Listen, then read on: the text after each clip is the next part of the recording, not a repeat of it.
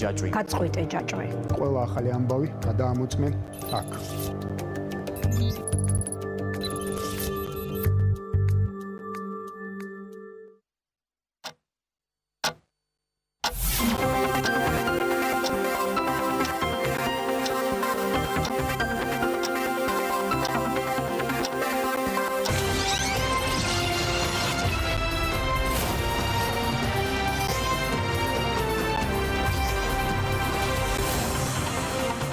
საათზე პირდაპირ ეთერში ახალ ამბებს ნინო ვარდოსანიძე გაგაცნობთ. ამ წუთებში მთავრობის ადმინისტრაციაში ანტიკრიზისული ბიუჯეტის პრეზენტაცია იწყება.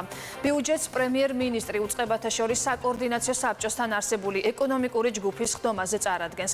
ჩვენ პირდაპირ ეთერში ვრთავთ მთავრობის კანცელარიას, სადაც გიორგი გახარია წუთი-წუთზე დაიწყებს პრეზენტაციას. მანამდე კი გეტყვით, რომ 2020 წლის ბიუჯეტის კორექტირებულ ვერსიას მთავრობა დღესვე შეიტანს პარლამენტში. საფინანსო საბიუჯეტო კომიტეტის თავმჯდომარის ირაკლი კოვზანაძის განცხადებით ბიუჯეტში შემცირდება ყველა ის თანხა, რომელიც დაკავშირებული არ არის ჯანდაცვასა და სოციალურ უზრუნველყოფასთან.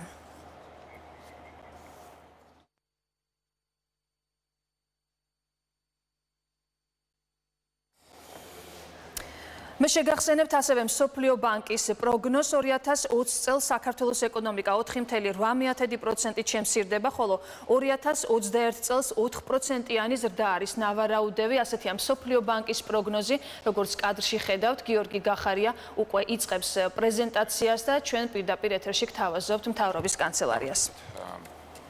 სამწუხაროდ დღეს ისევ გვიწყებს გვიწევს დავიწყოთ ციფრებზე საუბარი ეპიდემიოლოგიური მდგომარეობის შედეგად დღეს ქვეყანაში ინფიცირების 8 ახალი შემთხვევა გვაქვს, თითქოს არ არის ახლა ეს 8 შემთხვევა, ბევრი მეტიც ქონია, მაგრამ სამწუხაროდ ამ 8 შემთხვევიდან 3 შემთხვევა გახლავთ სამედიცინო სფეროს წარმომადგენლები, კერძოდ ბოჭორიშვილის კლინიკის თანამშრომლები, 2 შემთხვევა სამწუხაროდ წარმომავლობის თვალსაზრისით ჯერ კიდევ გავრკვეველია საბოლოოდ პირველ წყარო რა იყო. ფაქტობრივად ჩვენ კიდევ ერთხელ ვწმუნდებით, რომ რეალურად საუბრები ეპიდემიის დამარცხებასთან დაკავშირებით, როგორც მინიმუმ უკიდურესად ნაადრევია. ამიტომ მობილიზაციის კიდევ უფრო მაღალი ხარისხი გვმართებს და ყველას კარგად გვესმის ჩვენი დღევანდელი შეკრების მიზეზი და მიზანი გახლავთ 2020 წლის ანტიკრიზისული ბიუჯეტი და ყველას კარგად გვესმის, რომ ეპიდემიამ ეკონომიკური თვალსაზრისით ქვეყანა უკან დახია. ჩვენი ძირითადი ამოცანა დღეს გახლავთ ის, რომ დღეს ვიმსჯელოთ ანტიკრიზისულ ბიუჯეტზე. დღეს ეს ბიუჯეტი იქნება წარდგენილი პარლამენტისთვის. თქვენ აქ ხართ ყველანი დღეს იმისთვის, რომ სანამ პარლამენტში ეს ბიუჯეტი წავა, რომ წინასწარ გავცვალოთ ჩვენი მოსაზრებები. ეკონომიკური თვალსაზრისით ამ კრიზისის ყველაზე დიდი პრობლემა გახლავთ არაპროგნოზირებადობა. ეს არის დიდი გამოწვევა გლობალური ეკონომიკისთვის და რა თქმა უნდა ჩვენი პატარა ეკონომიკისთვის, უკიდურესად ღია ეკონომიკისთვის, ხაზგასით მინდა აღვნიშნო, ეს არის კიდევ უფრო მძიმე და მწვავე გამოწვევა. ამიტომ ჩვენ ერთმნიშვნელოვნად გვაქვს უდიდესი პასუხისმგებლობა ის მწირი რესურსი, რომელიც ქვეყანას გააჩნია, მაქსიმალურად სამართლიანად და ეფექტურად იყოს გადანაწილებული ყველაზე უფრო დაზარალებულ ეკონომიკის სექტორებში. სწორედ აქედან გამომდინარე ჩვენ წარვადგინეთ ანტიკრიზისული გეგმა პირველ რიგში, რომელიც ეხებოდა ტურისტულ სექტორს, შემდგომ სოფლის მეურნეობას, შემდგომ დეველოპმენტს, განათლებას და ამ გზით გავაგრძელებთ. თუმცა ყველას ასევე კარგად უნდა გვესმოდეს, ყველაფერი ჩვენ რაზეც დღეს ვისაუბრებთ, ეს არის ანტიკრიზისული ბიუჯეტი.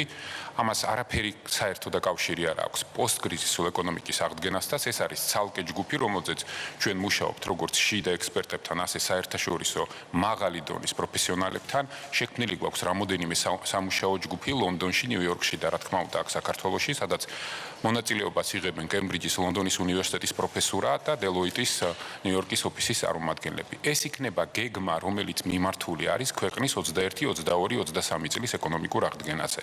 მოგეხსენებათ, რომ საქართველო იყოს პირველი ქვეყანა, რომელმაც დაიწყო და დაასრულა მოლაპარაკებები სავალუტო ფონდთან, რომელმაც შეათანხმა კრიზისში სავალუტო ფონდთან ახალი პროგრამა, ის პარამეტრები ბიუჯეტის, რომელიც დღეს აქ იქნება წარმოდგენილი, რა თქმა უნდა, ასევე შეთანხმებულია სავალუტო ფონდთან.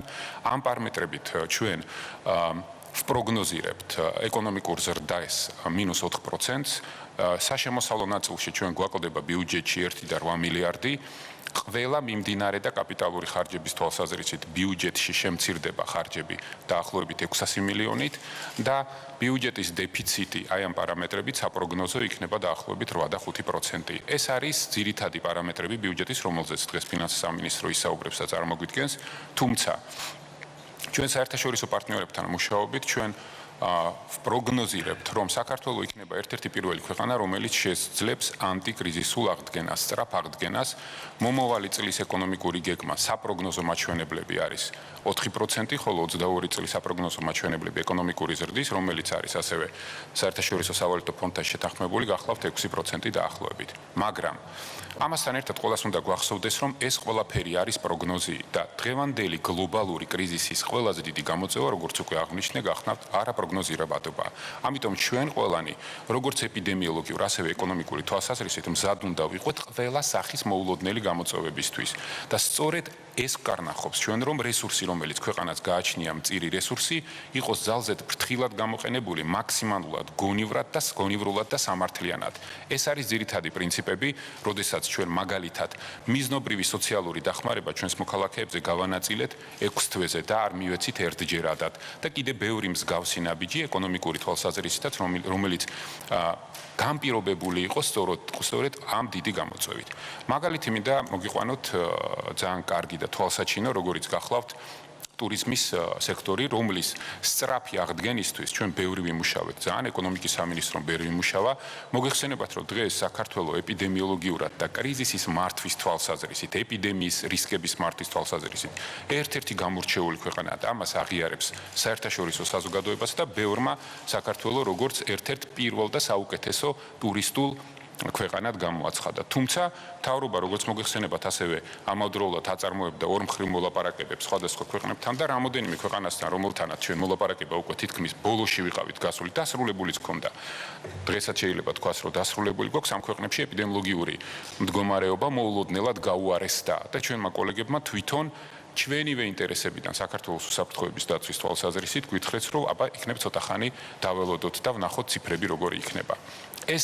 ეს турბულენტობა, რომელიც დაკავშირებულია არაპროგნოზირებადობასთან, მოგეხსენებათ, რომ ბევრია საუბარი მეორე ტალღაზე, მოგეხსენებათ, რომ ბევრია საუბარი ვაქცინის ერთ თვეში, ერთ წელიწადში ან ორ წელიწადში გამოჩენაზე.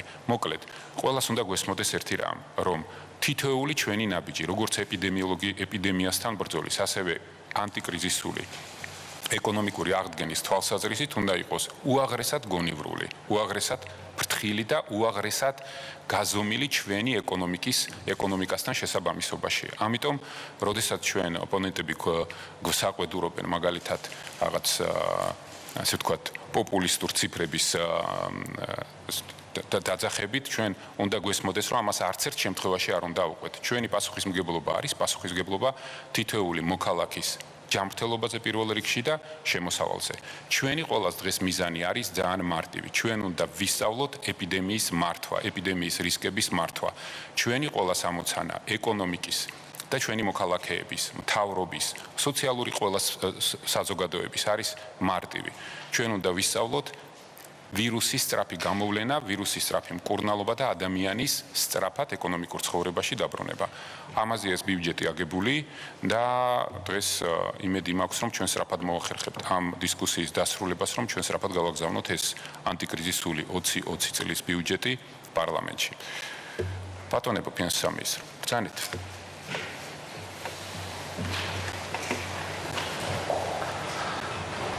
დიდი მადლობა, მოგესალმებით. წარმოგიდგენთ 2020 წლის ბიუჯეტის ცვლილებების პროექტს, რომელშიც სრულად არის ასახული ის ანტიკრიზისული გეგმა, რომელიც შემუშავდა ერთობლივად საბჭოს მიერ და სადაც ასახულია ყველა ის ღონისძიება, რომელიც ანტიკრიზისული გეგმის მიხედვით უნდა ასახულიყო ბიუჯეტში. თქვენის ნებართვით დავიწყებ მცირე შესავლით, ვინაიდან ძალიან მნიშვნელოვანი იყო ის პარამეტრები, რომელიც 2019 წლის ბოლოსთვის ჰქონდა. ჩვენ წმინდა ფულადი გზავნილების კუთხით გასულ წელს 1.5 მილიარდ დოლარზე მეტი მივიღეთ. ტურიზმიდან მიღებული შემოსავალი 3.3 მილიარდი დოლარი იყო. შეეხება ექსპორტის მაჩვენებლებს, აქაც საკმაოდ პოზიტიურად ჰქონდა 3.8 მილიარდი დოლარი იყო. ამ ყველაფერმა მოგვცა იმის შესაძლებლობა, რომ ჩვენ წლების მიხედვით ეტაპობრივად შეგვემცირებინა მიმდინარე ანგარიშის დეფიციტი, ჩვენი ეკონომიკის ერთ-ერთი ფუნდამენტური პრობლემა და ისტორიულ მინიმუმს მივაღწიეთ გასული წლის ბოლოს 2019 წელს ჩვენ მიმდინარე ანგარიშის დეფიციტი ჰქონდა მთლიან შიდა პროდუქტთან მიმართებაში 5.1%. ასევე ეკონომიკური ზრდის მაჩვენებელიც უფრო მაღალი იყო ვიდრე დაიგეგმა 4.5% იყო, რაზედაც გასულ წელს ბიუჯეტის დაგეგმა მოხდა, თუმცა რეალურად ჩვენ მივიღეთ 5.1%. პოზიტიურმა ეკონომიკურმა ტენდენციებმა, რა თქმა უნდა, მოგვცა უფრო მეტი საგადასახადო შემოსავლები. ჩვენ გასულ წელს დაახლოებით 550 მილიონით ჰქონდა გადაჭარბებული საგადასახადო შემოსავლები, რამაც ერთის მხრივ მოგვცა იმის საშუალება, რომ უფრო მეტი კაპიტალური პროექტი დაგვებინანსებინა ბიუჯეტში, 3.7 მილიარდის პროექტები იყო დაგეგმილი, თუმცა 4.2 მილიარდ პროექტამდე დაფინანსდა ჯამში და მთლიან შიდა პროდუქტთან მიმართებაში 8%-ს გადააჭარბა კაპიტალური ხარჯების წილმა, რაც საკმაოდ მნიშვნელოვანია, მაგრამ ამავდროულად მნიშვნელოვანია, რომ ჩვენ დეფიციტის შემცირება შევძელით არა მხოლოდ კაპიტალური პროექტების ზრდა იყო მთლიან შიდა პროდუქტთან მიმართებაში, არამედ დეფიციტიც სტაბილურად მცირდებოდა ბოლო წლების განმავლობაში და გასულ წელს 2%-იან ნიშნულს მიაღწია. სწორედ ეს პარამეტრები იყო და ამასთან ერთად ფისკალური დისციპლინა და ის წარმატებული პროგრამა, რომელიც სავალუტო ფონდთან არსებობდა, იყო იმის აუცილებელი წინაპირობა და საწინდარი, რაც ბატონმა პრემიერ-მინისტრმა ახსენა უმოკლეს დროში შესაძლებელი გახდა სავალუტო ფონდთან დამატებით თანხებზე საუბარი, შეთანხმება და სავალუტო ფონდი იყო ერთ-ერთი წარმმართველი, ვინც დონორებთან მოლაპარაკებებში ჩართული იყო და ჩვენ შესაძლებელი გახდა, რომ უმოკლეს ვადებში 1.5 მილიარდ დოლარზე შეთანხმება მიგვეღწია, რომ საქართველოსთვის ეს დამატებით გამოყოფილი იყო ეს რესურსი. იანვარში ტენდენციები გრძელდებოდა 5%-ს გადააჭარბა იანვარში ეკონომიკური ზრდის მაჩვენებელმა, თუმცა შემდგომ პერიოდში უკვე პანდემიიდან გამოწვეული მსოფლიო ეკონომიკური კრიზისის ფონზე შესაძლებელია ითქვას, უკვე აპრილის მდგომარეობით ეკონომიკის შემცირებამ 16%-ს გადააჭარბა და რა თქმა უნდა ეს წლიურ მაჩვენებლებზეც აისახება. წელს რამდენიმე პროგნოზი იყო, რა თქმა უნდა, ბატონმა პრემიერ-მინისტრმა აღნიშნა, რომ გაურკვევლობა არის ერთ-ერთი უდიდესი გამოწვევა. ჩვენ მქონდა რამდენიმე სცენარი სავალუტო ფონდთან ვიხირავდით, რამდენიმე სცენარს, მათ შორის უფრო პოზიტიურსაც, შედარებით უფრო ნეგატიური სცენარებიც ჰქონდა განხილული, თუმცა რაც შევთანხმდით და რაზედაც დღევანდელი მონაცემების შესაძლებლობას გვაძლევდა, რომ ჩამოყალიბებულიყავით, ეს არის 4%-იანი ეკონომიკური შემცირება, რაც სამწუხაროდ 2020 წელს იქნება ქვეყანაში. რა თქმა უნდა, ეკონომიკური შემცირება დამოკიდებულია ბევრ სხვადასხვა ფაქტორზე, მათ შორის იმაზე, რომ ექსპორტის მაჩვენებელი შემცირდება, 6%-ზე მეტით არის მოსაროდნელი ექსპორტის მაჩვენებლის შემცირება, მიმდინარე ანგარიშის დეფიციტი გაუარესდება და თითქმის გაგვიორმაგდება და 10%-ს გადააჭარბებს, მნიშვნელოვნად შემცირდება, რა თქმა უნდა, ტურიზმიდან და ფულადი გზავნილებიდან მიღებული შემოსავლები, საგადასახადო შემოსავლები მხოლოდ 1.5 მილიარდი ლარით იქნება შემცირებული წელს და ასევე საჭიროება, რაც არის ანტიკრიზისული გეგმის მიხედვით, 3.4 მილიარდი არის ფინანსური რესურსი, ზოგი ხარჯვითი ნაწილშია, ზოგი შემოსავლების ნაწილში, ეს ყველაფერი რესურსი მოსაძიებელი იყო და რა თქმა უნდა ასახულია ბიუჯეტში, რაც ყოველივე ჯამში გვაძლევს იმას, რომ საბიუჯეტო დეფიციტი ერთ-ერთი მნიშვნელოვანი ფისკალური პარამეტრი 2.5%-დან გვესდება 8.5%-მდე და ჩვენ მომავალ-წლებში, რა თქმა უნდა, იმ პოსტკრიზისული გეგმის ფარგლებში აუცილებელი იქნება დეფიციტი დავაბრუნოთ იმ ნიშნულზე, რომელიც ფისკალურ სტაბილურობას უზრუნველყოფს.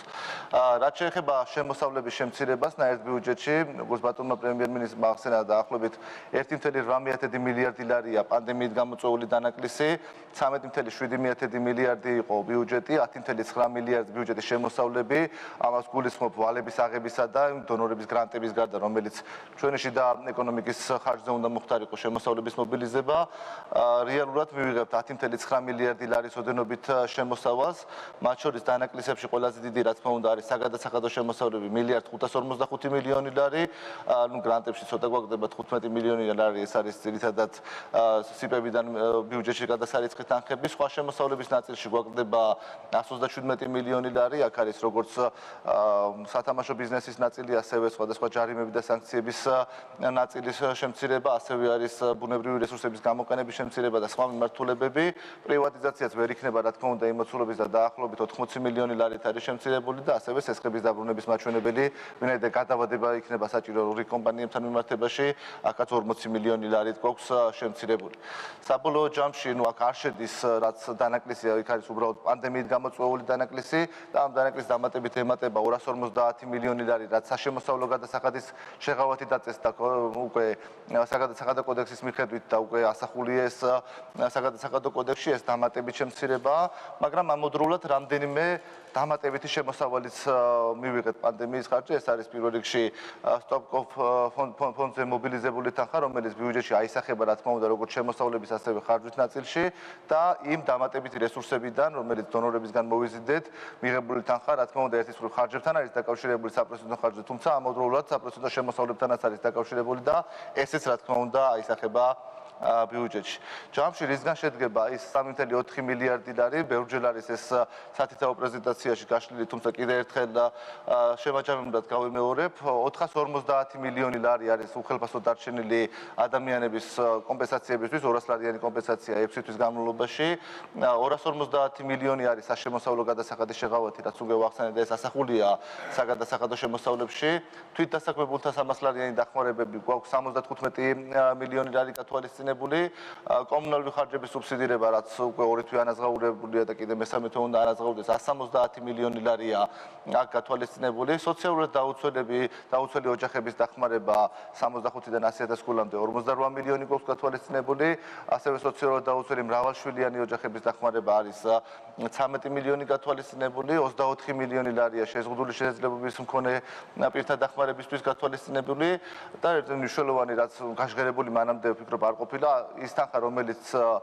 შემოწირულობებით მოგროვებულია ფონდში 133.5 მილიონი ლარი, ეს როგორც დამატებითი თანხა განსაზღვრულია ბიუჯეტში და პირდაპირ ბიუჯეტში გაიწერა, რომ მისი ხარჯვა მოხდება მთავრობის გადაწყვეტილებების შესაბამისად, მხოლოდ კოვიდის საწინააღმდეგო ღონისძიებებზე ან მისგან დაზარალებულთა დახმარებებზე ამ მიმართულებით შეიძლება მთავრობას ამ თანხის განკარგვა. რაც შეეხება უკვე ეკონომიკის სამინისტროს მიმართულებით დამატებული თანხები, ეს არის საკარანტინო ზონების და ფრენების სუბსიდირება, ეს არის 45 მილიონი ლარი, 345 მილიონი ლარია ვირუსის გავრცელების და პრევენციის და ჯანდაცვის პროგრამები, აქ შედის როგორც ინფრასტრუქტურული ნაწილი ჯანდაცვაში, რაც საჭიროება და აუცილებლობა არის, ასევე არის უშუალოდ მკურნალობის ხარჯები, რა თქმა უნდა. შემდეგ საკრედიტო საგარანტიო სქემა არის 330 მილიონი ლარი, სასტუმროების პროცენტის სუბსიდირება 70 მილიონი ლარი, ტურისტული ობიექტების ქონებისგან გადავისწრება არის 45 მილიონი ლარი, მცირე გრანტები 20 მილიონი ლარი, სამშენებლო სექტორის დახმარება, აქ ორი კომპონენტია, როგორც სახლების შესყიდვა დევნილებისთვის, ასევე სუბსიდირების ნაწილი და ეს ჯამში არის 40 მილიონი ლარი, წლევანდელ ხარჯზე მაქვს მხოლოდ საუბარი, 2020 წლის ხარჯი, სოფლის მეურნეობის სექტორის ხელშეწყობის ნაწილში გვაქვს 139 მილიონი ლარი, დღეგ-დღეს დაბრუნება, რაც ბიუჯეტის ხარჯვის ნაწილში არ აისახება, ეს არის 600 მილიონი ლარი და ასევე კომერციული ბანკებიდან კომერციული ბანკებისთვის ლარის გრძელვადიანი ლიკვიდობის შექმნა, ეს აისახება შემოსულობებში ვალის ნაწილში, თუმცა ხარჯვის ნაწილში ეს არ არის ასახული, ვინაიდან დეპოზიტებზე თავსდება, ესეც 600 მილიონი ლარი. აქ ახსნილია შემდეგ, რომელიც ადაისახება და ბიუჯეტში დეტალურად არის გაწერილი განმარტებითი ბარათის სახით და ძალიან მნიშვნელოვანი ნაწილი თანხის მობილიზება შევძელით ჩვენ იმისთვის, რომ ეს დეფიციტი დაგვებალანსებია და ამავდროულად თუ ეს მოხდა მეორე ტალღისთვისაც ნაწილობრივ ვიყოთ მზად და სრულყოფილად შეგვეძლოს ბიუჯეტის კუთხით ყოველ შემთხვევაში არ ქონდეს რაიმე შეფერხება ნებისმიერი განვითარების შემთხვევაში, ანუ უფრო ნეგატიური სცენარის განვითარების შემთხვევაშიც ვიყოს ბიუჯეტი მზად, სრულად დააფინანსოს ის საჭიროებები, რაც ჩვენს წინაშე იდგება.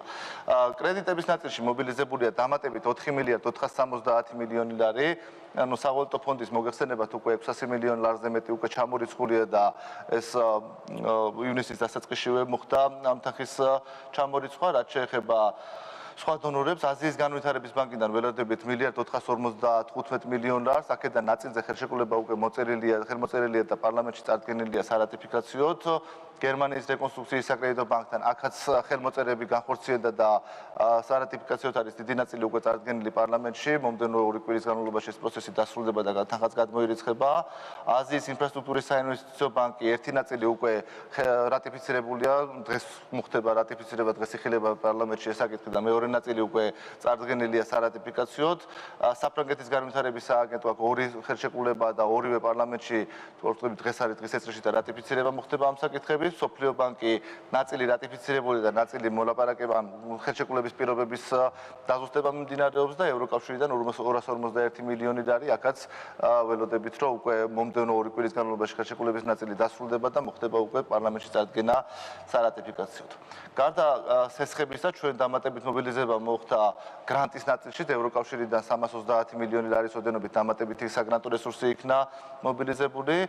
ფონდში მობილიზებული თანხა უკვე აღნიშნეთ ეს ბიუჯეტის შემოსავლებში, რა თქმა უნდა, აისახება, ასევე ის დამატებითი საპროცენტო შემოსავლები და საშინაო ვალის და საიდანაც 600 მილიონი ლარი უნდა მიიმართოს კომერციული ბანკების სადებოზიტო სერტიფიკატებში. რაც შეეხება ბიუჯეტის შემცირების ნაწილს, ჩვენ პანდემიის გავრცელებისთანავე მნიშვნელოვნად შევზღუდეთ ხარჯვითი ნაწილი ბიუჯეტში, როგორც ცენტრალურ დონეზე, ასევე მუნიციპალიტეტში. იყო მათ შორის ხაზინის სამსახურიდან და შესყიდვების სამსახურიდან ძალიან აქტიური კომუნიკაცია ჰქონდა მათთან, რათა ნებისმიერი ახალი ხელშეკრულება განხილულიყო და შეგვძლებოდა ნახვა, რამდენად აუცილებელია თუ ამათ თუ იმ ხარჯის გაწევა და შესაბამისად ესე შეიძლება ითქვას ხელის მართვის რეჟიმში იყო გადასული. ამან შესაძლებლობა მოგვცეს ჯამში დაახლოებით 600 მილიონი ლარის ოდენობით ბიუჯეტის არსებული ბიუჯეტის ხარჯვითი ნაწილი შეგვიმცირებინა. ეს არის ხარჯვითი ნაწილის შემცირება, მიმდინარე ხარჯები მცირდება 301 მილიონი ლარით, კაპიტალური ხარჯები მცირდება 299 მილიონი ლარით, ჯამში არის 600 მილიონი ლარი, თუმცა ამავდროულად ჯამში პანდემიიდან გამომდინარე დამატებითი ხარჯები არის, რაც არის გასაწევი 1,920 მილიონი ლარის ოდენობით არის დამატებითი ხარჯები გასაწევი. ამას რა თქმა უნდა დეტალურად სამინისტროების მიხედვითაც წარმოდგენილია როგორც განმარტებით ბარათში, ასევე მთლიანად ბიუჯეტში და საბოლოო ჯამში გვაქვს რომ შემცირების მიუხედავად დაახლოებით 1,400 მილიონამდე გვესდება ბიუჯეტის ხარჯვითი ნაწილი და ამასაც დეტალურად მოგახსენებ. ბევრი კითხვა იყო, როდესაც პირველად მაკროეკონომიკური პროგნოზები გამოქვეყნდა, ბევრი კითხვა იყო, რომ არსად არ ჩანს შემცირება, ამიტომ შევეცადი რომ საკმაოდ დეტალურად წარმოდგენილი ყოფილიყო პარლამენტში, რომელ მუხში სად რა ემატება, რატო ემატება და ეს დეტალურად არის გაშლილი. სოციალური უზრუნველყოფის ნაწილში არის ჯანდაცვის სამინისტროს ძირითადი თანხა 610 მილიონი ლარი, ეს კომპენსაციების ნაწილში, პლუს 170 მილიონი კომუნალურის ნაწილში, ჯანდაცვის ხარჯები უშუალოდ რაც მკურნალობასთან დაკავშირებული ხარჯები 125 მილიონი ლარი, ფონდის თანხა 113 მილიონი ლარი და ასევე მაღალმთიანების ნაწილი, რაც საზღვრის პირასოფლები დაემატა დაახლოებით 6 მილიონ ლარამდე აქ იქნება საჭირო. საქონელი და მომსახურების ნაწილში გვაქვს 44 მილიონი ლარი სივრცეების, საკარანტინო სივრცეების მომსახურების ანაზღაურება, ხოლო ჯანდაცვის ხარჯები, რაც დაკავშირებულია როგორც ტესტების, ასევე მკურნალობისთვის საჭირო მასალების შესყიდვასთან, ასევე პირადი დაცვის საშუალებები და ასე შემდეგ, ამ ნაწილში გათვალისწინებულია 151 მილიონი ლარი და რა თქმა უნდა ეს გათვალისწინებულია იმ მეორე ტალღისთვისაც, რომელიც შესაძლებელია იყოს და იქ სრული მზადყოფნა ბიუჯეტში იმისთვის, რომ მეორე ტალღის შემთხვევაში შესაბამისი ხარჯები იქნეს დაფინანსებული. სუბსიდიების ნაწილში არის ძირითადად ეკონომიკის მხარდაჭერი ღონისძიებები, აქ არის საკრედიტო საგარანტიო ფონდი 330 მილიონი ლარი, სასტუმროების თანადაფინანსება, მცირე გრანტები, სამშენებლო სექტორის მხარდაჭერა, სოფლის მეურნეობის სექტორის მხარდაჭერა 115 მილიონი სუბსიდირება ამ ნაწილში ხდება, ასევე მოქალაქეების გადმოყვანა საზოგადოებიდან და ასე შემდეგ. კაპიტალურ ხარჯებში რა გვაქვს? დაახლოებით 64 მილიონი გვაქვს ჯანდაცვის ინფრასტრუქტურის გაუმჯობესებისთვის დამატებითი ხარჯი, რაც საჭიროა როგორც პირველადი ჯანდაცვის ნაწილში, ასევე ინფექციური და რესპუბლიკური სამავთყოფოს შესაძლებლობების გაძლიერების ნაწილში, ასევე გათვალისწინებულია სოფლის მეურნეობის ნაწილში 10 მილიონი ანტიკრიზისული გეგმის ნაწილში, რომელიც დაიწყო უკვე ეს პროგრამა, როგორც ტექნიკის თანადაფინანსება, ასევე სარწყავი სისტემების დაფინანსება, სასურსათო მარაგების შესყიდვა იყო აუცილებელი და ეს განხორციელდა და ეს ფულის გათვალისწინებული ბიუჯეტში და ფაქტიური შესრულებიდან გამომდინარე არის კიდევ ენგურის ჰიდროელექტროსადგურის რეაბილიტაციის პროექტის მნიშვნელოვანი თანხა არ არის. საბოლოო ჯამში რა ეკონომიკურ პარამეტრებზე გადის ნაერთი ბიუჯეტი აღნიშნულიდან ყველა ეს რიცხვი გამეორებული მაქვს, რამდენიმე მნიშვნელოვანს ვიტყვი, ეკონომიკურის და -4%, საგადასახადო შემოსავლები 10,5 მილიარდი ლარი იქნება ნაერთ ბიუჯეტში, მთლიანი შიდა პროდუქტი 50,3 მილიარდი ლარი იქნება, ნაცვლად პროგნოზირებული 53 მილიარდზე მეტი უნდა ყოფილიყო წელს მთლიანი შიდა პროდუქტი, ნაერთი ბიუჯეტის დეფიციტს რაც შეეხება 4 მილიარდ 200 მილიონ ლარზე მეტია ნომინალურ გამოხატულებაში, ხოლო 8,5%-ია მითლიანში და პროდუქტთან მიმართებაში და ასევე მთავრობის ვალის მოცულობა 55.7% გვაქვს ამ სცენარის მიხედვით მთავრობის ვალის მოცულობა მომდევნო წლისთვის. აქ კიდე ერთხელ გავიმეორებ, ეს არის უფრო მეტი წელს ვალის აღება, ვიდრე ამ სცენარის რეალიზაციის შემთხვევაში გვჭირდება, თუმცა ჩვენ ამ ვალის აღებას ვახორციელებთ, იმიტომ რომ სრულად იყოს ბიუჯეტის ათყოფნაში უარესი სცენარის მეორე ტალღის განხორციელება მეორე ტალღის დაშვების შემთხვევაში იყოს სრულად დაფინანსებული ყველა ის საჭიროება, რომელიც საჭიროებაც გვაქვს. ძალიან მოკლედ ვიტყვი უბრალოდ შემცირებების ნაწილში, წარმოდგენილია დეტალურად რომელ სამინისტროში, რომელ უწყებაში რა მცირდება. ძირითადი შემცირებები არის ინფრასტრუქტურის სამინისტროში, ინფრასტრუქტურის სამინისტროს პროექტების შემცირება მოგვიწია აღნიშნული სიტუაციიდან გამომდინარე, ასევე განათლების სამინისტროში გვაქვს 127 მილიონიანი შემცირება, აქ კულტურის ნაწილშიც არის შემცირება, სპორტის ნაწილშიც. თავდაცვის სამინისტრო არის 75 მილიონი ლარის ოდენობით შემცირებული, ქალაქ თბილისის ტრანსფერი არის კაპიტალური პროექტების რაც იყო არის 35 მილიონი ლარის შემცირებული, ეკონომიკის სამინისტროს არსებული პროგრამები რაც პანდემიამდე არსებობდა არის 26 მილიონი ლარის შემცირებული, სოფლის მეურნეობის სამინისტროს ნაწილში არის 15 მილიონი ლარის შემცირებული, ფინანსთა სამინისტროს 12 მილიონი ლარის, შინაგან საქმეთა სამინისტრო 10 მილიონი ლარი, პარლამენტის ინიციატივით პარლამენტის ასიგნებებია 4 მილიონი ლარის შემცირებული და აქეთ უკვე შედარებით მცირე თანხებია რაც სხვადასხვა უწყებებში თითქმის ყველა უწყებაში გვაქვს შემცირება. ამ დამატებითი საჭიროებებიდან და შემცირებების გათვალისწინებით სახელმწიფო ბიუჯეტის ნაწილი ჯამში იზრდება 4 მილიარდ 490 მილიონი ლარი და საბოლოო ჯამში ბიუჯეტის მთლიანი ხარჯვითი ნაწილი რაც პარლამენტს უნდა წარედგინოს დღეს არის 15 მილიარდ 923 მილიონი ლარის ოდენობით. დიდი მადლობა, თუ კითხვებია რა თქმა უნდა ვზად ვარ გიპასუხოთ. მადლობა გიორგი. მე პირველ რიგში მადლობა მინდა გადავხადო ფინანსთა სამინისტროს, ეროვნულ ბანკს, მთავრობის ადმინისტრაციის ეკონომიკურ გუნდს ერთობლივი მუშაობისთვის პირველ რიგში ქვეყნის მაკროეკონომიკური სტაბილურობის შესანარჩუნებლად, როგორც ფისკალური, ასევე მონეტარული მიმართულებით. ეს იყო უკიდურესად მნიშვნელოვანი კოორდინირებული მუშაობა ჩვენ საერთაშორისო პარტნიორებთან, დონორებთან, სწორედ ეს იყო ის შედეგი, ამის შედეგი იყო, როდესაც ჩვენ პირველებმა დავასრულეთ საერთაშორისო სავალუტო ფონდთან მოლაპარაკებით და ქვეყნის მაკროეკონომიკურ სტაბილურობას არც ერთი დღე არაფერი არ დამუქრებია. ეს არის ამ ხალხის დამსახურება. მეორე მადლობა მინდა გადავხადო, აშკარად ჩანს, რომ ანტიკრიზისული ბიუჯეტი არის სისტემური მიდგომის შედეგი, აქ გააზრებულია ყველაფერი, დათვლილია თითოეული რისკი, როგორც დროში, ისევე იმ რისკების გათვალისწინებით და იმ რეალობის გათვალისწინებით, როდესაც პროგნოზირებადობის ხარისხი არის ძალიან დაბალი. და კიდევ ერთხელ მინდა დაუბრუნდე ამ ეპიდემიოლოგიურ მდგომარეობას და თითოეულ ჩვენს მოქალაქეს მოუწოდო უფრო მეტი სიფრთხილისკენ. დღევანდელი დღე აჩვენებს, რომ ჩვენ არაფრისგან დაზღვეულები არა ვართ. ჩვენი უპირველესი ვალდებულება არის მეტი სიფრთხილე უნდა გაუფრთხილდეთ ერთმანეთს და რა თქმა უნდა ჩვენ ყველამ ერთად ეხლა ისეთი სეზონია უნდა გაუფრთხილდეთ ჩვენს ქართულ ტურიზმს და თითოეულ თქვენგანს მოუწოდებ ვიმოგზაუროთ საქართველოში და დავისვენოთ საქართველოში.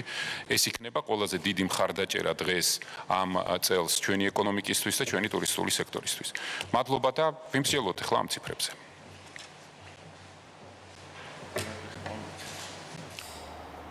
ეს იყო პირდაპირ ჩართო მთავრობის კანცელარიიდან ანტიკრიზისული ბიუჯეტის პროექტს მთავრობა დღესვე შეიტანს პარლამენტში. მე გამოშვების ბოლოს მოკლედ გეტყვით სტატისტიკას. დღეს COVID ინფიცირების 8 ახალი შემთხვევა გამოვლინდა, აქედან 3 სამედიცინო პერსონალია, 2-ის დაინფიცირების წყარო კი უცნობია. მოამბე დასრულებულია. ახალ ამბებს ჩემი კოლეგა უკვე 12 საათზე გაგაცნობთ. მე გემშვიდობებით ნახვამდის.